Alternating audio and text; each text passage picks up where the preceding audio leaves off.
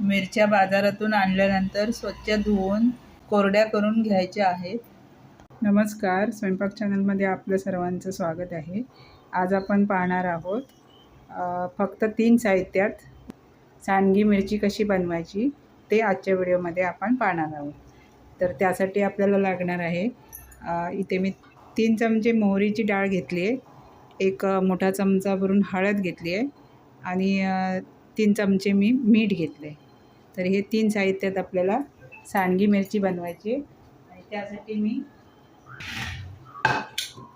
इथे मी या गावठी मिरच्या घेतल्यात 1 वाटा. बाजारात आपल्याला असा वाट्यावरती मिळतात, तर मी 1 वाटा घेतलेला आहे. आता आपण बघूया कसं मिरच्या भरायच्या ते. तर पहिल्यांदा आपल्याला मिरचीला असा छेद करून घ्यायचा आहे, असा.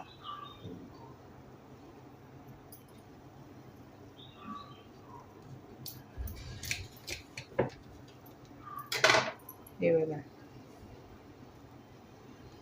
असा सर्व मिरच्यांना छेद करून घ्यायचा आहे. इथे मी सर्व मिरच्यांना असे छेद करून घेतलेत, मध्ये कापून घेतलेत.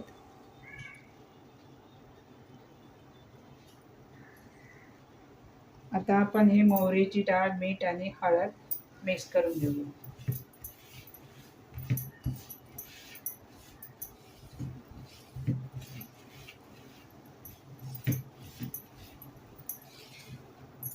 तुमच्याकडे जर मोहरीची डाळ नसेल ना, तर तुम्ही मोहरी मिक्सरमध्ये बारीक करून घ्या.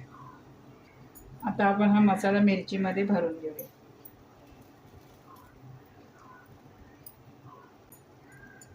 तर याप्रमाणे असा मसाला आपल्याला भरून घ्यायचा आहे.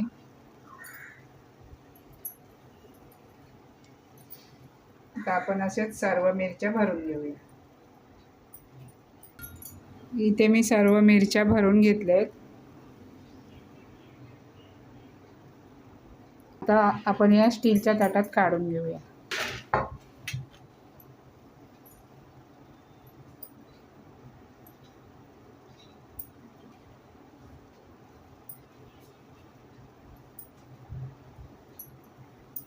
ते मी सर्व मिरच्या स्टीलच्या प्लेटमध्ये, ताटामध्ये काढून घेतलेत.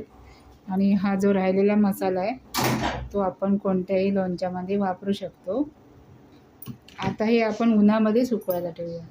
आता काही ठिकाणी या मिरच्या नंतर दह्यामध्ये बुडवतात आणि सुकवायला ठेवतात, पण आमच्या इकडे ह्या मिरच्या अशाच सुकत ठेवतात. आता आपण या सुकवायला ठेवूया. तर इथे या मिरच्या मी गॅलरीमध्ये सुकायला ठेवल्यात. इथे थोड्या वेळाने ऊन येईल आणि आपल्याला ह्या कडक उन्हामध्ये 4 दिवस सुकवून घ्यायचे. इथे मी मिरच्या 4 दिवस कडक उन्हामध्ये सुकवून घेतल्यात. छान सुकलेल्या आहेत आता आपल्या या मिरच्या. तर ह्या मिरच्या आता एका हवाबंद प्लास्टिकच्या बरणीमध्ये भरून ठेवायच्या. आणि ह्या मिरच्यांचा वापर आमच्याकडे सर्रास म्हणजे श्रावण महिन्यात उपवासाचे दिवस असतात ना, तेव्हा आपण नॉनव्हेज वगैरे खात नाही, मग त्या तशा वेळेला उपवासाच्या दिवशी जेवणामध्ये वरण भातासोबत हे फ्राय करून खाल्ल्या जातात. मी आता हे मिरच्या एका प्लास्टिक डब्यामध्ये भरून ठेवणार आहे.